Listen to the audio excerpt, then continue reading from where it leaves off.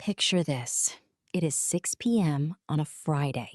You have just finished a grueling, exhausting week of work. You are already in your comfortable sweatpants. You have your favorite snacks lined up on the kitchen counter. You are about to press play on that new Netflix series you've been dying to watch. And then, your phone vibrates. Oh no. Please tell me it's just a promotional email. Please. It is not an email. It's a text message. It's from Dave from the marketing department. Or maybe it's from Sarah, that acquaintance you met at a networking event 3 months ago. The text says, "Hey, a bunch of us are heading downtown for drinks and dinner. You should totally come. We're meeting in 20 minutes. See you there?" I am literally getting anxiety just hearing you say that. My heart rate just spiked. I hate that text. I hate the "see you there" part because it assumes I'm already saying yes.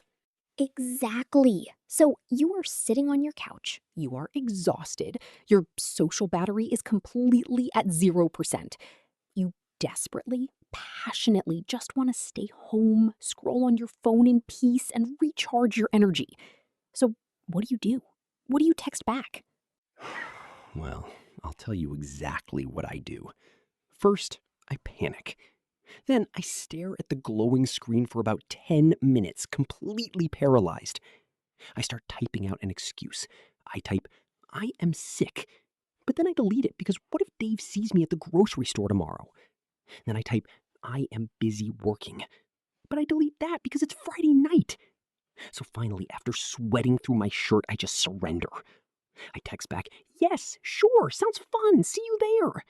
And then I instantly regret my entire life.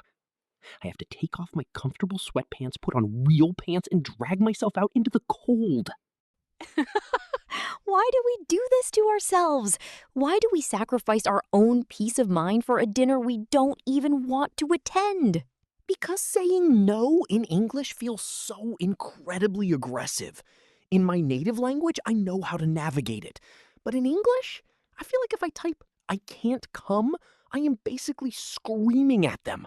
I feel like I'm saying, "I hate you, Dave. Never speak to me again. You are dead to me." So I just sacrifice my own weekend and my own mental health just to avoid sounding like a rude monster. You are not alone. If you are listening to this right now and nodding your head, we see you. So many language learners freeze up completely in these social situations. You don't lack the desire to stay home. You lack the vocabulary to soften your boundaries. You lack the linguistic tools to protect your time without feeling guilty. Today, we are going to fix that once and for all. We are going to learn how to protect your peace, cancel plans politely, and sound completely 100% natural doing it. Finally. Seriously, please save me from my own calendar. I am double booking myself into an early grave. Welcome back to the English Leap podcast, the only place where we tackle real-life English for real-life problems. I'm your guide, and let's dive in. So, let's really unpack the psychology of people-pleasing, especially when you are speaking a second, third, or fourth language. When we learn a language in a traditional classroom, we are usually taught strict, direct translations. We are taught that yes means yes and no means no. It's binary. It's black and white. But human communication isn't just about exchanging raw data, right? It's about managing emotions. Exactly. It's all about the feeling behind the words. Like, let me tell you a story from last month. I got invited to this massive dinner party by a neighbor. I had a terrible migraine. My head was pounding. I absolutely dreaded the thought of going. I literally spent 45 minutes sitting on my bed trying to draft a text message to cancel. I even used Google Translate, but everything the app spit out sounded so stiff and robotic. What did Google Translate tell you to say? It told me to say, "I will not attend your dinner gathering tonight." I will not attend your dinner gathering? That sounds like an official legal document. Or like a villain in a movie rejecting a peace treaty? Right. It sounded so cold. So to avoid sounding like an unfeeling robot cyborg, I just took a handful of aspirin, put on a fake smile, went to the party, sat in the corner, sweating for 2 hours, and then snuck out the back door. It was miserable. I ruined my own night because I didn't know how to type a 5-word text message. And that right there, my friend, is what we call the time thief. You gave away your most valuable asset, your time, because you didn't have the linguistic tools to protect it. I want you, and everyone listening, to imagine that saying no in a second language is like moving heavy furniture in a very small room. Okay, heavy furniture. I'm listening. Paint the picture for me. Think about a massive, heavy wooden couch. If you just shove that massive couch blindly across a tiny room, if you just use a harsh, blunt, "No, I can't come," you are going to scratch the walls. You are going to scrape the beautiful hardwood floors. In a social sense, you're going to damage the relationship. It's clunky, it's heavy, it leaves marks. Yeah, and I am terrified of scratching the walls. I already feel insecure about my accent, my grammar, and my preposition usage. I don't want people to think I'm a rude person on top of all my grammatical mistakes. It's too much pressure. Exactly. So, what do you do with heavy furniture when you need to move it? You don't just shove it, you lift it slightly. You put those little felt soft pads under the wooden legs.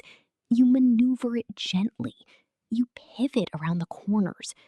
In spoken English, we use what I like to call cushioning phrases. We soften the blow. We acknowledge the kind invitation. We provide a very soft decline. And we leave the door open for a future connection. Soft pads for my vocabulary. I love that visual. Because right now I just feel like I have this massive, crushing obligation to say yes to absolutely everything. If I don't, I'm paranoid that people will think I'm flaky. Or worse, that they will just stop inviting me to things altogether. Let's pause on that word you just used, obligation. It's such a heavy word. Many language learners feel a double obligation. First, you feel the social obligation to be polite and accommodate everyone. Second, you feel the linguistic obligation to speak perfectly. You feel like if you don't use complex, advanced grammar to explain exactly why you can't come to the party, they will judge your English. You feel like you owe them a thesis statement on why you are staying home. Yes! I feel like I need to provide evidence. I cannot come because my stomach hurts, and here is a doctor's note, and also my dog is feeling sad, and my car has a flat tire.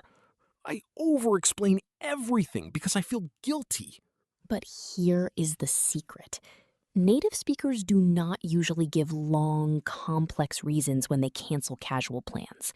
We keep it incredibly brief, but we keep it soft. We sugarcoat it just enough to make it palatable. We don't over-explain. Over-explaining actually makes it sound like you are lying. Wait, really? Over-explaining makes it sound fake? Absolutely. Think about it.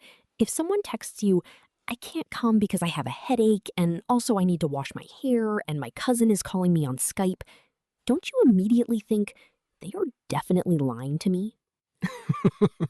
Yes! I assume they are just sitting on the couch eating pizza. Precisely. So less is more. You don't need a 3-paragraph essay. You just need rhythm, intonation, and chunking.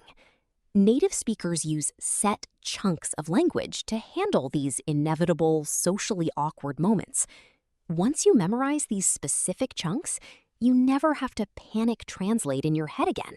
You just pull the chunk out of your toolbox and use it. Okay, my stress levels are already going down significantly. Teach me the chunks. Before we get to the specific conversational chunks, let's transition into our extended word tour. We used some fantastic, high-level vocabulary in that opening discussion. Let's pull out 7 strong, dynamic words you can start using in your daily life today. Grab your notebooks, folks. Open up your notes app. Let's do it. Word number 1, to dread. To dread. Let's look at the pronunciation first. It starts with a DR blend. It's not de-read, it's one syllable. Dread. Definition: to feel extremely anxious, frightened, or deeply reluctant about something that is going to happen in the future. It's a very heavy, emotional word. Example 1. I am absolutely dreading my performance review with my boss on Monday. Example 2. She dreaded having to tell her parents that she failed the university entrance exam. Example 3. I always dread the winter months because it gets dark so early. Oh, I feel that word in my soul. I dread awkward text messages. I dread voice notes from numbers I don't recognize. Voice notes from unknown numbers are truly dreadful. Moving on to word number 2. Obligation. Obligation. Notice the stress is on the third syllable. Obligation. Definition: something you must do because it is a rule, a promise, a law, or a moral duty. It implies you don't necessarily want to do it, but you have to. Example 1. As a parent, I feel a strong obligation to provide a safe home for my children. Example 2. You are under absolutely no obligation to say yes to extra overtime work. Example 3. He attended the retirement party out of a sense of obligation, not because he actually liked his coworkers.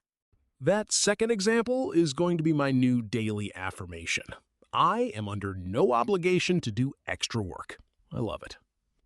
Word number 3, flaky. Flaky. This is an informal adjective, but it is incredibly common in everyday spoken English. Definition: it describes someone who is completely unreliable, who makes promises but doesn't follow through, or who cancels plans at the very last minute for no good reason. Think of a croissant. It falls apart easily. It's flaky. Example 1. I don't want to invite John to the wedding. He's too flaky, and he probably won't even show up. Example 2. I'm so sorry for being a bit flaky lately. I've just been completely overwhelmed with my exams. Example 3. Don't rely on her to bring the ice to the party. She has a reputation for being flaky. Yeah, nobody wants to be known as the flaky friend. That's why I always say yes. Exactly. But there is a balance between being flaky and having boundaries, which we will get to. Word number 4, to sugarcoat. To sugarcoat. Literally, it means to cover medicine in sugar so it tastes better. Metaphorically, it means to make something that is difficult, negative, or unpleasant sound much more pleasant and acceptable than it really is. Example 1. There's no way to sugarcoat this bad news. Our company is losing money, and we have to make budget cuts. Example 2. Please don't sugarcoat the feedback on my essay. I want you to be brutally honest so I can improve. Example 3. When you reject someone, you need to sugarcoat it a little bit so you don't destroy their confidence. So when we cancel plans with our friends, we do want to sugarcoat it a little bit, right? We want to add some sweetness to the rejection. Precisely. We add a little linguistic sugar so the medicine goes down smoothly. Now, word number 5, inevitable. Inevitable. Stress on the second syllable. Inevitable. Definition: certain to happen, completely unavoidable. No matter what you do, you cannot stop it. Example 1. When you work 80 hours a week without resting, a physical breakdown is inevitable. Example 2. Making grammar mistakes while speaking a new language is completely inevitable. Example 3. With the rise of artificial intelligence, massive changes in the job market are inevitable. Okay, that makes me feel better. Mistakes are inevitable. Canceling plans is inevitable. Yes, it is a part of life. Let's add 2 more bonus words because they are crucial for this topic. Word number 6, to be accommodating. Accommodating. Definition: willing to fit in with someone's wishes or needs, being helpful and flexible. Example 1. The hotel staff was incredibly accommodating when we asked for a late checkout. Example 2. She is always so accommodating to her friends' schedules that she forgets to take time for herself. Ouch. That second example hits a little too close to home. And that leads us to our final word. Word number 7, to resent or resentment. To resent. Definition: to feel bitter or angry about a situation, an action, or a person because you feel you have been treated unfairly. When you are too accommodating, resentment builds up. Example 1. I started to resent my roommate because she never cleaned the kitchen. Example 2. If you keep saying yes to every invitation, you will eventually resent your friends for taking up all your time. Wow, that is so profound. If I don't learn how to say no, I will actually start hating my friends. I will resent them. That is the ultimate cost of people-pleasing. Okay, wait. Before we get into the exact phrases of how to say no, I have a massive confession. And I think a lot of our listeners from different cultural backgrounds, whether they are from Asia, South America, Eastern Europe, will completely agree with me here. Oh, let's hear it. Bring it on. If I text my friend and say, "Oh, I am so sorry, I am too busy tonight," but in reality, I am just wearing my pajamas, eating cereal straight out of the box, and playing video games, isn't that lying? In my culture, honesty and integrity are highly respected. If you lie to a friend to get out of an invitation, it feels deeply disrespectful. It feels deceptive. So I feel this massive wave of guilt just thinking about using these soft phrases if they aren't 100% factually true. That is such a fantastic, incredibly important point, and I am so glad you brought it up. This is one of the biggest cultural roadblocks for English learners. We have to talk about cultural pragmatics. In many cultures, directness is a sign of respect. You tell the absolute truth because you respect the person enough not to lie. But in mainstream English-speaking cultures, especially in the US, the UK, Canada, and Australia, we rely heavily on a concept called the white lie. A white lie? Like a good lie? How can a lie have a color, and how can it be good? Think of a spectrum. A black lie is malicious. It is told to deceive someone, to steal from them, to cover up a crime, or to gain an unfair advantage. It hurts people. A white lie, on the other hand, is a harmless, trivial untruth told strictly to avoid hurting someone's feelings. You aren't deceiving them for personal gain. You are using it as social lubrication. Social lubrication? Okay, I like the sound of that phrase. It keeps the gears moving smoothly. Exactly. Think of social interactions like traffic lights at a busy city intersection. Absolute brutal honesty all the time is a red light. It stops the flow of traffic abruptly and causes friction. If someone says, "Hey, want to get dinner?" and you say, "No, I don't enjoy your company enough to put on real pants," that is the brutal truth, but it causes a massive car crash in the relationship. Yes, if I said that, I would have 0 friends left by next Tuesday. Right. So a white lie is the yellow light. It just keeps the traffic moving safely so nobody crashes. When you text an English speaker and say, "I'm totally booked up tonight," they culturally understand that booked up might just mean, "I have booked a highly important meeting with my sofa." They don't expect you to literally show them your calendar. So they know I might be exaggerating how busy I am, but they accept it anyway? Yes, it is an unspoken social contract. We respect each other's privacy enough not to demand the brutal, literal truth, as long as the refusal is polite and kind. We are prioritizing the harmony of the relationship over the literal, factual truth. That's not malicious deception. That is cultural etiquette. It's also tied to the concept of saving face. Saving face? Like protecting my reputation? Protecting their reputation and their feelings. If you reject them bluntly, they lose face. They feel embarrassed for asking. By using a white lie or a soft excuse, you allow them to save face. You are essentially saying, it's not that I don't want to see you, it's just the circumstances that are preventing it. You are blaming the schedule, not the person. Wow. Okay. That completely changes how I view this entire topic. I'm not lying maliciously. I'm protecting the relationship. I am preserving the harmony. It's a yellow light. I can totally do that without feeling guilty. Exactly. Once you remove the cultural guilt, you unlock the ability to speak fluently and confidently. Now for everyone's favorite segment, Say It Better. Let's take that heavy, awkward furniture and put some beautiful, soft pads on it. I'm going to give you some common, heavy phrases learners use, and we're going to upgrade them into natural C1 level conversational chunks. Hit me. I need to fix my text history. I am ready to upgrade. Let's look at phrase number 1. I can't come. Imagine someone invites you to a casual dinner party, and you reply simply, I can't come. It feels like a brick wall. It stops the conversation completely and leaves a cold silence. Right. It feels like I can't come, and frankly, I don't care. Instead, let's say it better. I want you to use this chunk. I won't be able to make it. Or if you want to be even warmer, I'd love to, but I'm completely booked up tonight.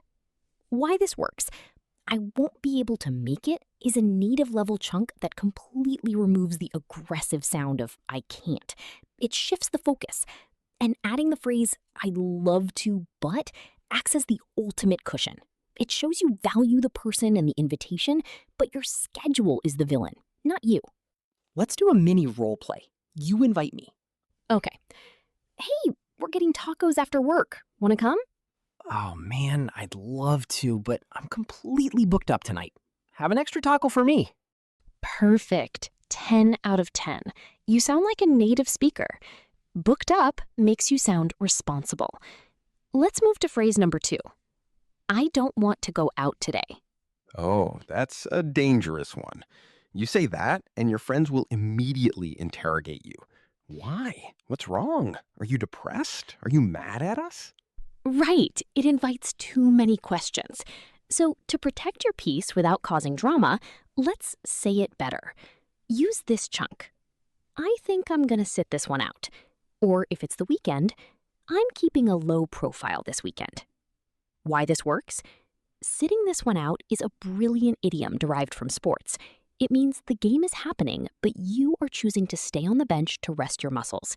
It implies you are still part of the team and you will join the next game, so people don't feel personally rejected.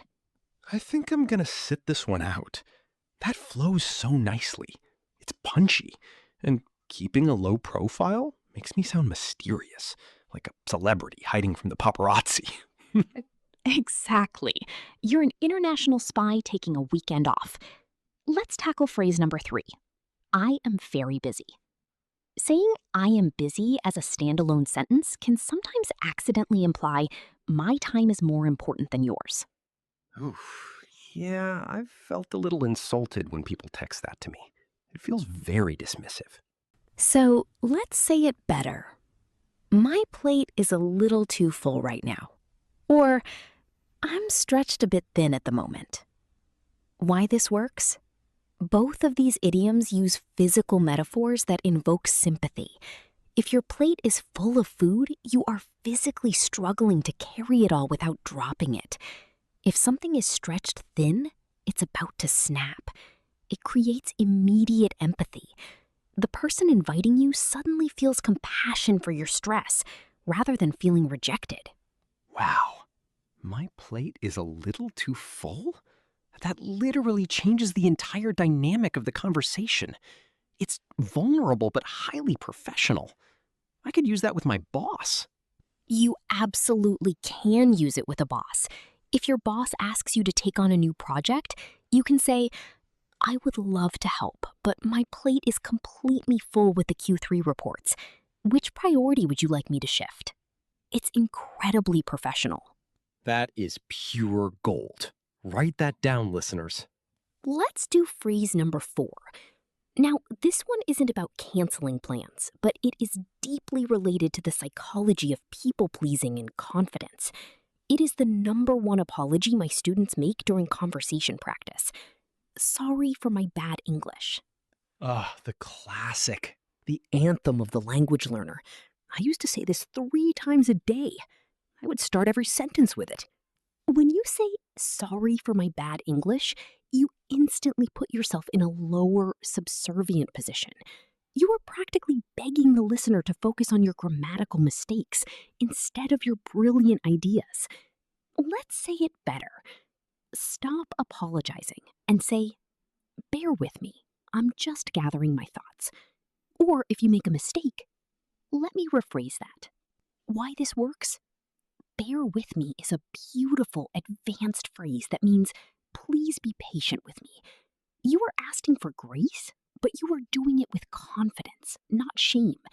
It reframes your awkward pause as high-level intellectual thinking, not a catastrophic language failure. That is so incredibly empowering. Bear with me, I'm just gathering my thoughts. It takes all the pressure off. You aren't failing, you are just thinking deeply. Exactly. Let's do one final bonus phrase. Phrase number 5, maybe I will come. Learners use this when they know they aren't going to go, but they are too scared to say no. Guilty. I say maybe, and then I just ghost them. I disappear into the night. Leaving people in maybe purgatory is actually ruder than just saying no. So say it better. It's a bit up in the air for me right now, so don't hold off on my account. Why this works? Up in the air means uncertain, but the magic is in the second half. Don't hold off on my account. This means please proceed with your plans. Don't wait for me. You are giving them permission to have fun without you, which graciously removes you from the guest list without a harsh rejection. Don't hold off on my account. That is C2 level right there. I feel like a diplomat. To really cement these concepts, we're going to open up the English Leap mailbag. We asked you guys on Instagram to send in your specific real-world struggles with saying no. Oh, I love this segment. I have the first email right here. This is from Elena in Madrid.